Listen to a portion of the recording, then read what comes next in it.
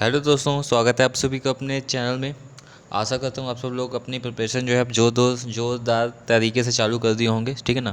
क्योंकि अब वक्त आ गया है जोर शोर से अपनी प्रिपरेशन करने का। सिर्फ स्टे फोकस्ड होकर सिर्फ एक ही एग्ज़ाम की तैयारी करनी, वो है आपका IBPS और RRB PO और क्लर्क, ठीक है। क्योंकि इसका नोटिफिकेशन आपके सामने आ चुका है। फॉर्म फिलिंग आज से स्टार्ट हो चुकी है, ठीक है। और 20 तारीख तक 21 तारीख तक आपके फॉर्म भरे जाएंगे, ठीक है। तो आशा करते हैं आप सब लोग ध्यान से नोटिफिकेशन को देख लिए होंगे। उसमें क्या क्या चीज़ें ऐसी जानकारी उसमें जो हमें जानना ज़रूरी है, ठीक है ना। क्या क्वालिफ़िकेशन है ये हमें जानना ज़रूरी है, क्या क्या डॉक्यूमेंट्स हमें लगना है, ठीक है ना। बाकी और बात करते हैं दोस्तों कि फॉर्म फिलिंग करते समय हम कौन कौन सी मिस्टेक्स करते हैं जिनको अवॉइड करनी है। यदि आप वो मिस्टेक कर देंगे तो आपको डॉक्यूमेंट वेरिफिकेशन के टाइम पे थोड़ा दिक्कत का सामना करना पड़ सकता है, ठीक है ना। बाकी अपन लोग डिस्कस करेंगे कि हमें कौन कौन सी चीज़ें ध्यान रखनी है दोस्तों, ठीक है। तो जो भी चैनल पर नए आए हो चैनल को सब्सक्राइब कर सकते हैं, ठीक है। तो जैसा कि हम लोग जान रहे हैं दोस्तों, आज से IBPS RRB PO और क्लर्क दोनों के फॉर्म भरना स्टार्ट हो गए हैं, ठीक है। तो हमें जो भी जानकारी उस फॉर्म में डालनी है, क्योंकि सिर्फ हमें जो है जानकारी है उसमें से फिल करनी पड़ती है। कोई भी डॉक्यूमेंट स्कैन होकर लगता नहीं है फॉर्म में, ठीक है। तो जो भी हम जानकारी डाल रहे हैं, जैसे हम अपना नाम डाल रहे हैं तो हमारा नाम जैसा मार्कशीट में लिखा हुआ है, जैसा आधार कार्ड में लिखा हुआ है, ठीक है ना। तो क्योंकि आपका जो आधार कार्ड होता है उसका वो भी आपको लगता है कब, जब आप एग्ज़ाम देने जाओगे सेंटर पे, ठीक है। तो आपका मैचिंग होगा।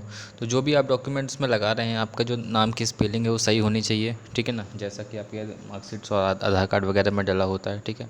जो जो आप डॉक्यूमेंट में क्वालिफ़िकेशन दिखा रहे हैं कि हमने ग्रेजुएशन किया है ना, तो आपकी जो ग्रेजुएशन की मार्कशीट्स हैं वो आ जानी चाहिए आपके पास, है ना। कब तक, जब तक आपका डॉक्यूमेंट वेरिफिकेशन जब होगा एग्ज़ाम के बाद।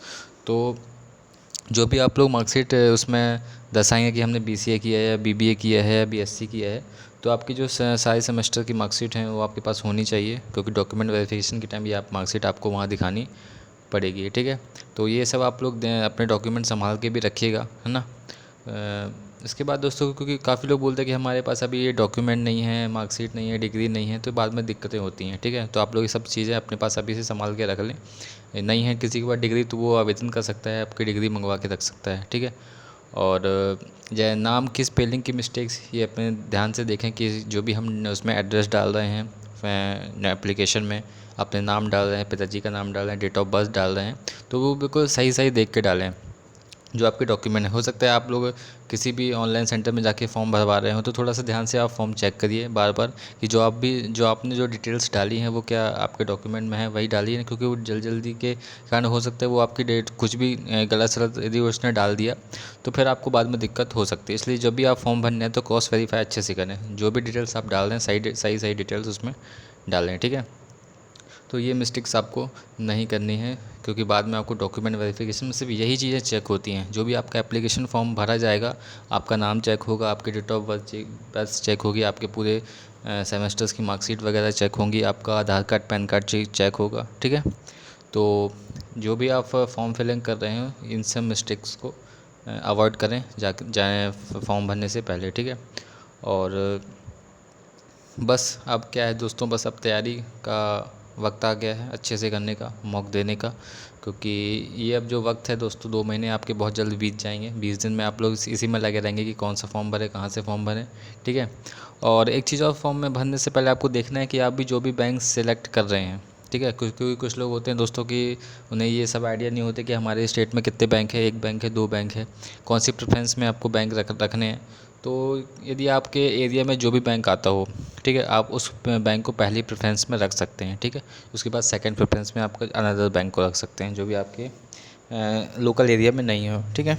तो यदि आपके पास आपके एरिया में जो बैंक है, आप उस बैंक को फर्स्ट प्रेफरेंस में रख दें, बाकी को सेकंड प्रेफरेंस में। ऐसे में क्या होगा दोस्तों कि जब भी आपका यदि सिलेक्शन होता है तो यदि आपके नंबर अच्छे हैं तो आपको जो फर्स्ट प्रेफरेंस वाला बैंक होगा वो आपको अलॉट कर दिया जाएगा, ठीक है। क्योंकि काफ़ी लोग ऐसे होते हैं जो अपने एरिया में होते हुए बैंक को दूसरा एरिया वाले बैंक को फर्स्ट प्रेफरेंस में रख देते हैं, और फिर बाद में उनका सिलेक्शन हो जाता है तो उनको फिर दूसरी जगह जाना पड़ जाता है, ठीक है।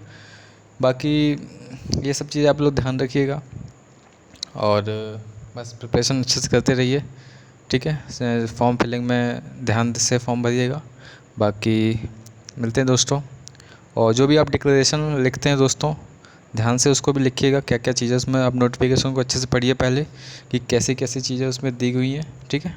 बाकी मिलते हैं दोस्तों नेक्स्ट वीडियो पे। आज के लिए इतना ही, धन्यवाद।